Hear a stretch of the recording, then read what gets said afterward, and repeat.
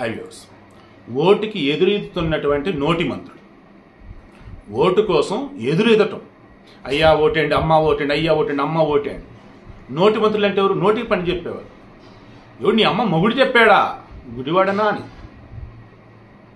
ఓ అంటూ అసెంబ్లీలో పిచ్చి పిచ్చిగా సంజ్ఞలు చేసినటువంటి రోజా, పప్పు అద్దంటి ఇదంటూ లోకేష్ని, పిల్లల గురించి మాట్లాడుతూ జగన్ అనుకుంటే అతని మించి మాట్లాడుతూ రోజా పవన్ కళ్యాణ్ గురించి, వీళ్ళు అనుకుంటే ఏకంగా ఆయన జోగి రమేష్ పెడన, ఇప్పుడు వచ్చేసి వేరే కాన్స్టిట్యున్సీ ఎక్కడ ఇచ్చున్నారు ఆయనకి, పెనంలో అనుకుంటా, ఏకంగా చంద్రబాబు ఇంటి మీదకి వెళ్ళాడు కొడతానికి, ఘోరాది ఘోరంగా బూతులు తిట్టాడు. ఆ బూతులు చూసి జగన్మోహన్ నవ్వుకుంటా ఉన్నాడు సభల్లో అతను. తర్వాత టెక్కలి దువ్వాడి శ్రీనివాస్ ఎవరు, అబ్బా ఘోరాది ఘోర మనుషులు నోరు కూడా, అతని భార్య అతను ఓడించమని చెప్పినట్టుగా ఉంది నాకు తెలిసి.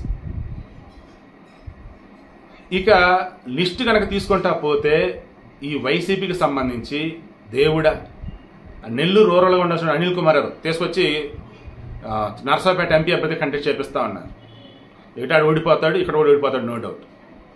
వీళ్ళు ఇంకా లిస్టులో బోల్డ్ ఎంతమంది ఉన్నారు. ఎవరైతే ఈ 2019 నుంచి 2024 మధ్యకాలంలో పేరుకే ఎమ్మెల్యేలుగా, ఎంపీలుగా, మంత్రులుగా ఉన్నా సందర్భం వచ్చిన ప్రతిసారి నోటికే పని చెప్తూ ద గ్రేట్ అంబటి రాంబాబు, నీటిపారుదల శాఖ మంత్రి, నోటిపారుదల శాఖ మంత్రి కూడా తెలియదు.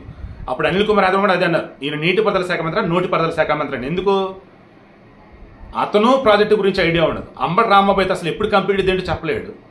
నన్ను అడుగుతారండి క్యూసెక్ గురించి, తర్వాత క్యూసెక్, తర్వాత టీఎంసీల గురించి, వాటర్ లెవెల్స్ సంబంధంలో, నీరు వచ్చేసి ఏ గ్రామాల ముంచెత్తితే ఇక్కడ వచ్చే సినిమాల గురించి, రివ్యూల గురించి మాట్లాడతాడు ఈ అంబటి రాంబాబు.